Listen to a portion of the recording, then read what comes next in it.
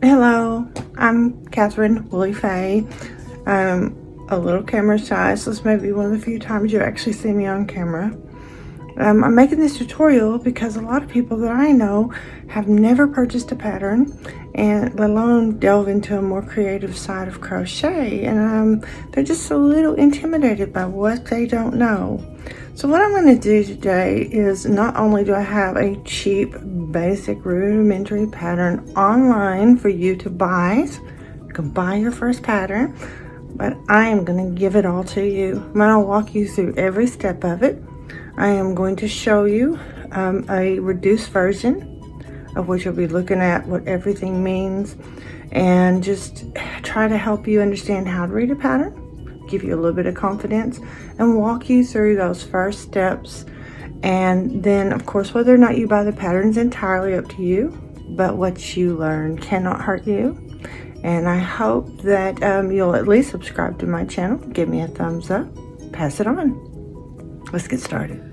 We're looking at the cover page of the pattern that we're going to be using, and the first thing that you should see here is a image of the design. Up above, as you see, is the title of that design, Easy Mosaic Square Pattern. You're going to see the designer logo. You're going to see the contact information for the designer, and then of course there are often links associated with the designer, such as their website, their blog, their YouTube channel, their social media, and so forth. There's usually a copyright with the year and the name of the designer. In this case, Catherine Bott, Willie Faye Crochet Designs, and there's often a clause that protects the designer against plagiarism, intellectual theft, alterations, distribution, any kind of misuse or abuse of their intellectual property. So that also brings me to another conundrum, which we're going to look at today, and this is a really good example. I did not invent squares, right? So I can't very well accuse someone of plagiarism if they create a pattern with squares. So putting this in here is kind of a gray area because I put it into every pattern I create. But obviously, if someone creates a pattern with squares, I can't say, well, you stole my intellectual property. That would just be insane. There are squares. It's a geometric feature in millions of designs since man was drawing shapes with sticks in the dirt. So that is, like I said, a bit of a gray area, because there are people out there who will just take and redistribute it and make money off of it. So the gray area in this pattern, the reason you still have to put that clause in there is because even though we know that anybody can make a square design, and this one's designed specifically for beginners to have a pattern, mosaic overlay, something cheap and easy that they can, you know, kind of get comfortable with. Even though that's the case on this pattern, you don't want somebody just taking your hard work and then making money off of it and claiming it as their own, even if it is something that simple. So with that said,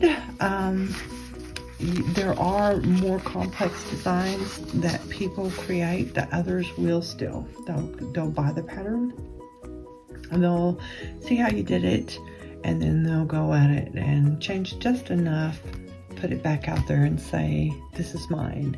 For example, my skyline design, which I published 2 years ago, I actually created that myself, designed it myself, worked very hard on it, did more than one test on it till I got it like I wanted it, put it out there, and then in just a short amount of time, somebody had taken that pattern and changed some of the colors in it and changed a few, you know, window features and put it out there as their design.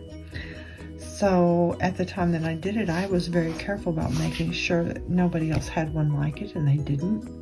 Now, again, today, you know, 2 years later, there are so many skyline designs out there, and I understand that they're not my design. somebody actually I want a skyline design. I want to do a skyline design, and they made one of their own. That is their design. That is their intellectual property. So there are gray areas. We have to be careful about making accusations, but at the same time, we do want to respect the hard work of other designers. So I'll stop on that and we'll move forward. So let's take a look at the pattern specifications.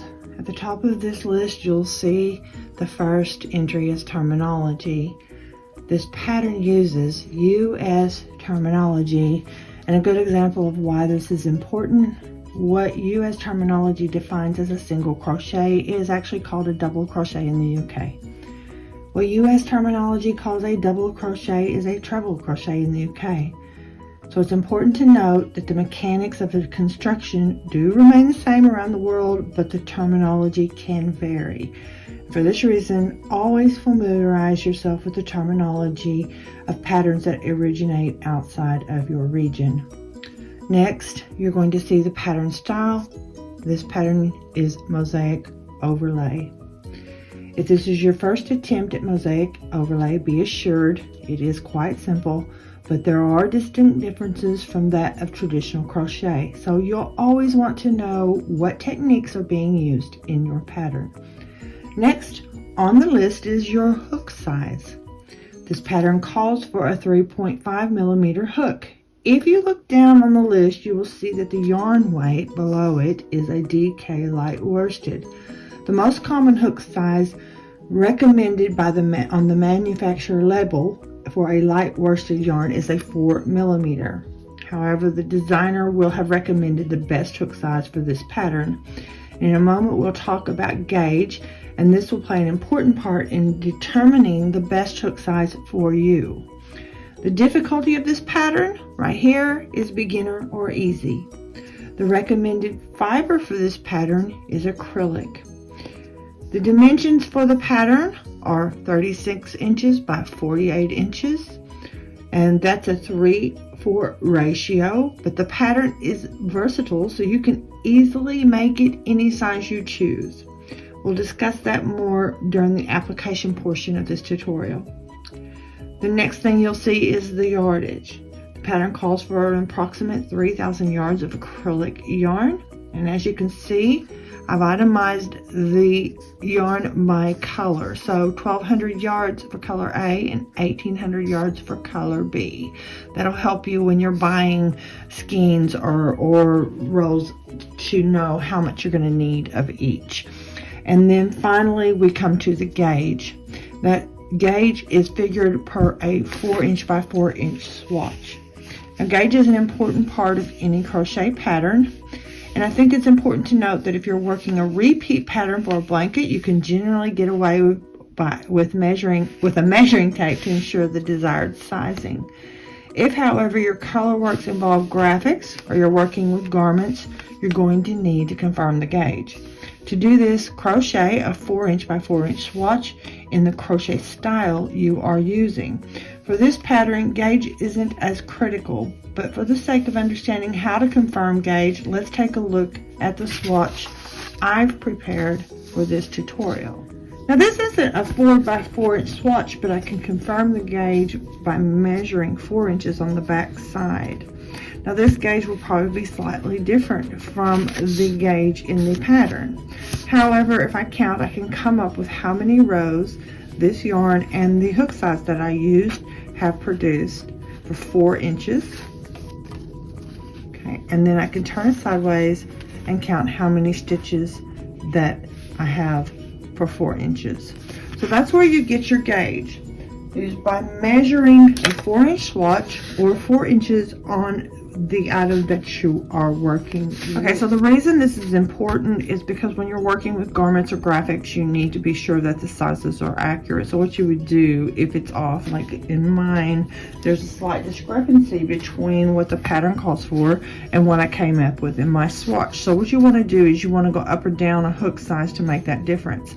So I actually had 19 rows. I would want to actually move back down because I was using a 4 millimeter hook and move back down to say a 3.5 and see if that made a difference in my swatch. But for blankets, it does not matter as much if you can just measure it. If you're doing repaints, you can just measure it and stop. when you reach your 36 by 48, whichever direction you're going on that. You can just stop when you reach that desired size, but you can't do that with garments, and you can't do it with graphics.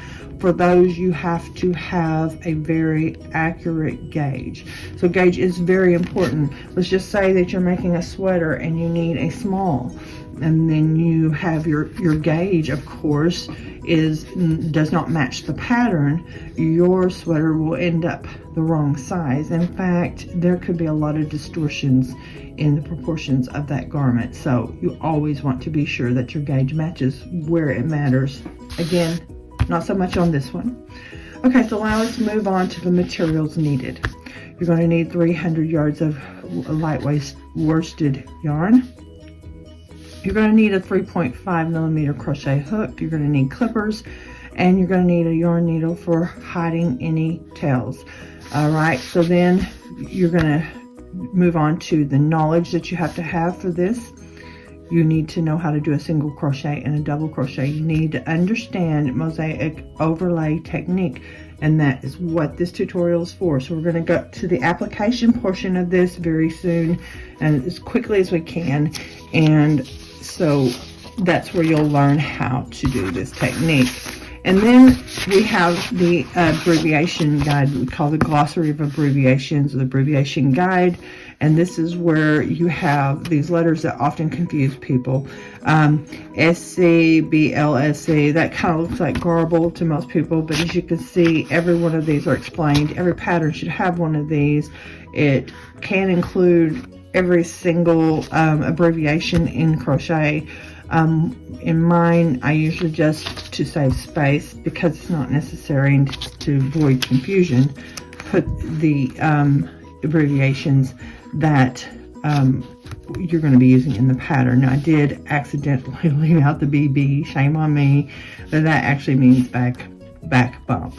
If you're familiar with crochet, you probably already know that, but because this is a tutorial for people who have maybe never bought a pattern before, I do need to note that BB actually means back bump. And we'll be looking at that too in the application portion of this tutorial. And then, of course, the graph key. The graph key says that if a box is marked with an X, it's a DDDC, which is over here, if you look, a dip down double crochet stitch. And then the empty boxes are back loop single crochets. Now, you will find on the empty boxes of the graph, on the very first stitch, we're actually working under both loops, okay? And that's going to be the first and last stitch. That is how you do mosaic. It is part of the technique. But we're going to be covering that in the application part of the tutorial, okay? So you will also see it in the written instructions. If I can find one here. Well, I will show it to you when we get going, but the written instructions actually say add the yarn to the first stitch under both loops of the first stitch, and then it'll say single crochet under both loops of the final stitch. But the rest of the pattern, the rest of the graph, obviously, if there is nothing in the box, you're going to single crochet into the back loop. If there is an X in the box, you're going to dip down double crochet. And we're going to get to the application part of this now so that I can help you understand how to read these a little better.